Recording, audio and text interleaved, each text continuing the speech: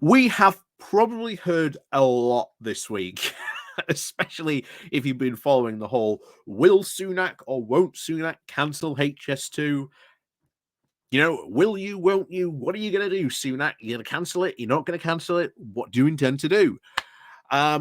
Of course, he's been saying everything and which way he can without saying he will or won't cancel it. So at this moment, we still don't know. We are no further than we were last weekend, where this news popped up that the government was about to cancel HS2. And here's the thing. The £100 billion price tag that has been put to building HS2, as I have explained multiple times, is a one-off cost. That's a one-off cost we have to do to build HS2.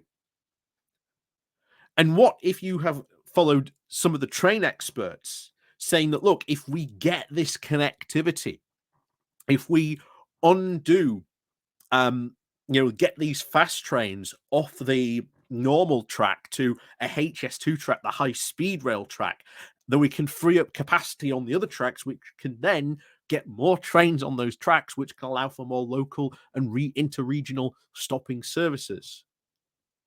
This would unleash and add £100 billion a year, every year, to our economy. So HS2 pays for itself and continuously adds to our economy every year. That's the base estimate, not including the knock-on effects and, of course, the stuff involved that would be get there because HS2 is there. The idea that you would just go around and just cancel this for no reason and not instill the benefits of this is ridiculous. This is why all the northern mayors, except Ben Houchen, of course, were missing in action. When they went and said, hey, look, Sunak, you need to improve transport, and HS2 is part of this plan. We need it. If you want to level up the country, which Sunak and the Conservatives have been claiming that they want to do this all the time, you've got to build HS2. Because the investment, it's a one-off cost for something that will pay for itself every single year, constantly, and add huge amounts to our economy. And for a prime minister and a current Conservative government that apparently claims to be all about creating growth and supercharging the economy, this is how you do it. You invest in these projects for the return. But no, we are obsessed with jam today politics. Rishi Sunak saying that he would rather fill in potholes than build potentially HS2.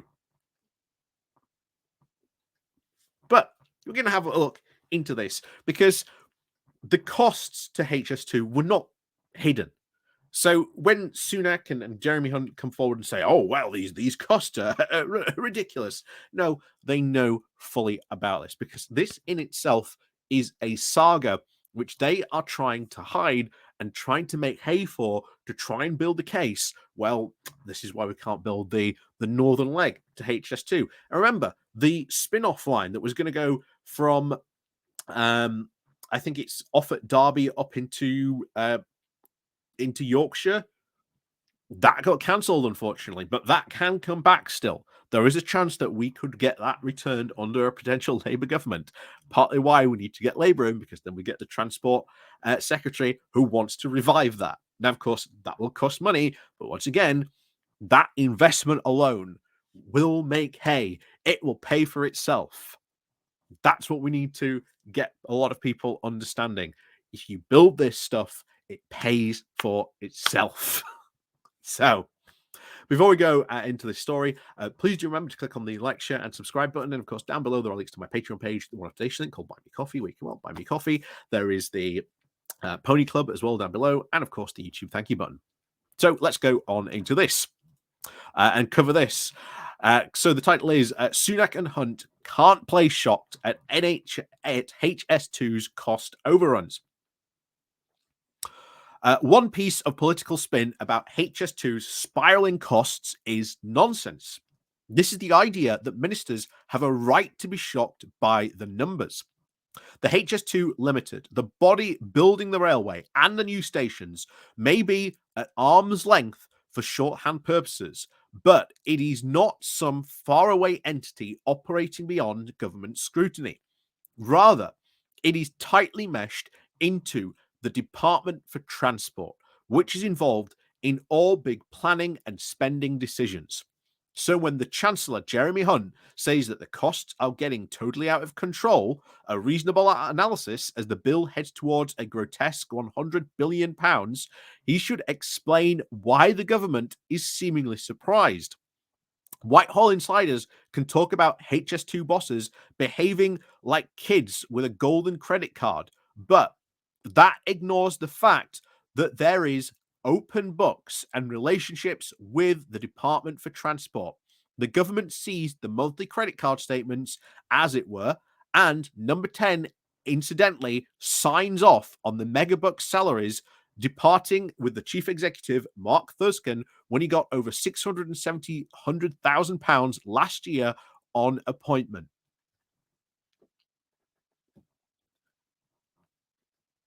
Again, why aren't we just nationalizing HS2 at this point? I really think this would be better if we just did that. But hey, there you go. Alan Cook, who was chair of HS2 Limited between 2018 and 2021, characterizes the relationship between the DFT and the delivery body as strong and close. He even adds at his time, saying the budget and expenditure was all approved in any case by the DFT and in some cases by the Treasury too at regular monthly meetings. Who was Chancellor of the Treasury back then? Oh, that's right. It was Rishi Sunak. How could he be surprised or shocked at these numbers? They knew what these numbers were. And that is, of course, one would expect given the governance setup. The DFT owns HS2 Limited and has a representative on the board in person of the experienced Ian King, who was the chief executive of BA Systems for a decade until 2017. King is also a lead non-executive director at the Department for Transport. When King and two other non-executives were appointed to HS2 in 2020, the Transport Secretary at the time, Grant Shapps, pitched the move as part of a closer and stricter involvement with the government, saying, when we gave HS2 the go-ahead, we made a clear commitment to draw a line under past problems and move forward with a strong grip of the project and a laser-like focus on the cost and transparency, he said. On the transparent front, the DFT project represents, plus officials from the National Audit Office, attends the meetings of the HS2 Audit and Risk Assurance Committee, and says that the annual report and the spending above £10 million is understood to go through the Cabinet Office for formal approval. So once again, why are they acting shocked at the numbers? It doesn't make any sense.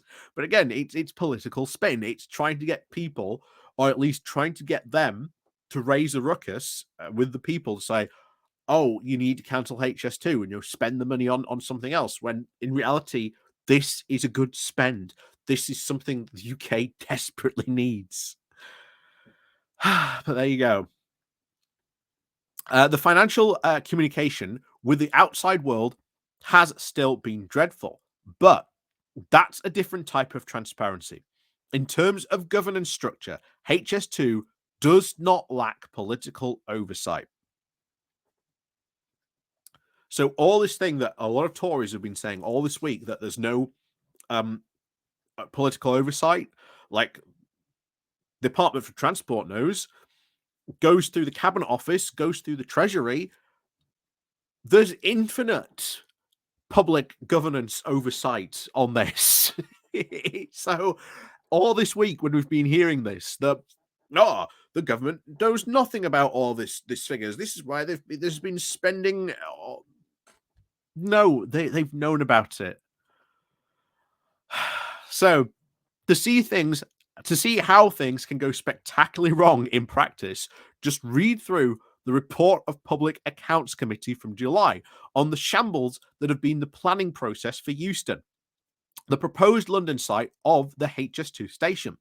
The first plan was rejected as unaffordable. The second one arrived as even more expensive, with 4.8 billion versus a budget of 2.2 billion. So the work has started on a third on the ground activity, which is paused in March for over 2 years. The committee then aimed most of its jabs at the Department for Transport, saying, despite being 8 years into the planning of High Speed 2 station at Euston, the Department for Transport still does not know what it is trying to achieve with the station and what sort of regeneration it will support.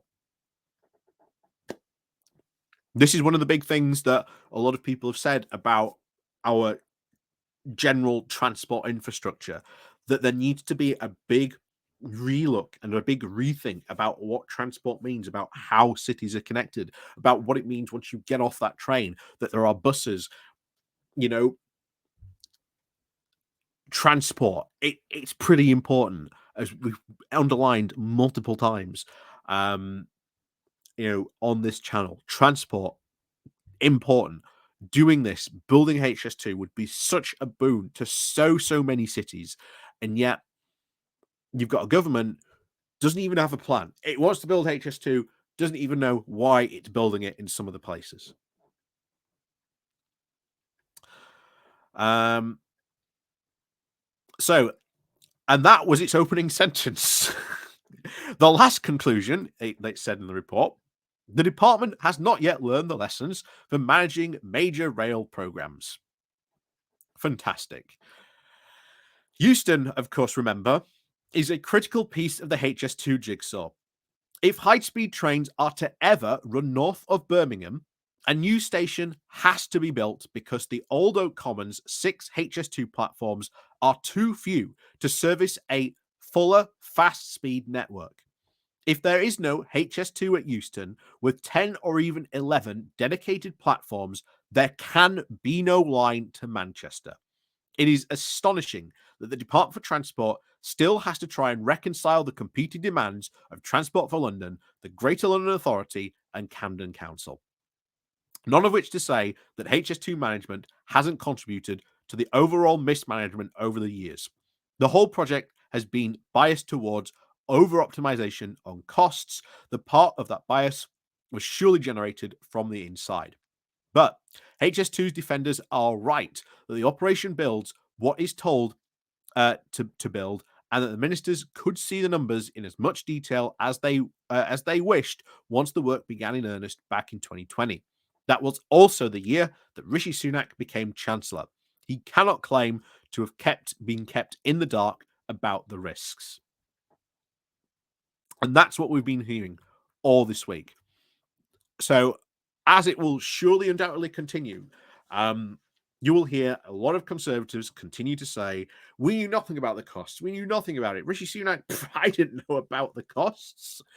He was the Chancellor. He was the he was in charge of all the money. He knew what was going on. We've got documents. We know the way that this goes. There was infinite government oversight for this. So one of the big things is we continue to hear this. It is false. It is spin. Ministers knew what was happening. They knew what the cost was going to be. They know just how much they need this station, as has been pointed out. If you are going to go north beyond Birmingham, you need those platforms, or else you cannot run a full service beyond Birmingham. So it's unbelievable, but here we are still arguing about, well, we don't know. No, just build it. Just build it. Just get it done.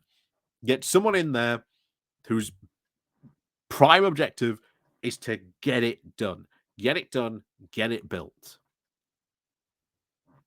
And yet it's not, because we don't even have the platform in London with the right amount of platforms to be able to run the full service.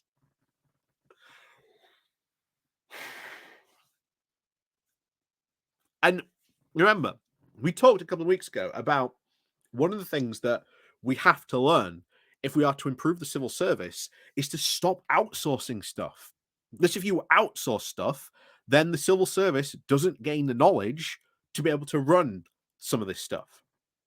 So it is really important, I think, that you start to bring people with that experience into the civil service. And some of the people go up sometimes at the cost of what it was to the CEO, the guy who's in charge of it, 100 and 600 pound a year salary. That's what most CEOs get. And it's the same when you look at council leaders. They get a CEO's pay because technically that's the level they are at in the council. A lot of people scoff at that idea of paying them so much. But if you didn't pay them that much, the level of quality that you would have goes down. It will go down drastically because why even bother going to that level? You could go so high in the council and then just go join private company. But when that happens, that knowledge that person has gets lost. And it's the same from a normal company. If you develop someone in your company and then they leave, you see this all the time in a lot of companies. Someone leaving can cause huge gaps, which in turns ends them up having to hire extra people. It's a real lack of foresight, unfortunately, that is happening, and it's something that should be addressed. And we talked about that last week. But it's happening here again on HS2 that it has not learned. The Department for Transport has not learned any lessons about building big rail infrastructure projects. And are we shocked? I wouldn't be surprised because all that knowledge gets outsourced. And of course, every time you have to, go ask that person, well, you have to get that money. The big problem, I would not be surprised, is because there is not just that knowledge in Whitehall. It would not shock me if that ultimately became what the case was. But we'll see eventually what happens. We'll see what happens on this. Is this just a big red flag to try and justify cancelling HS2 to see if there is the will to cancel it? Doesn't seem like there is, to be honest. There hasn't been that big public outcry from it, from what I can see. But if Rishi Sunak does cancel it, well, so much for levelling up the north and so much for investing in the UK's transport infrastructure. So, as always, thank you very much for watching. And of course, as always, we'll see you all next time.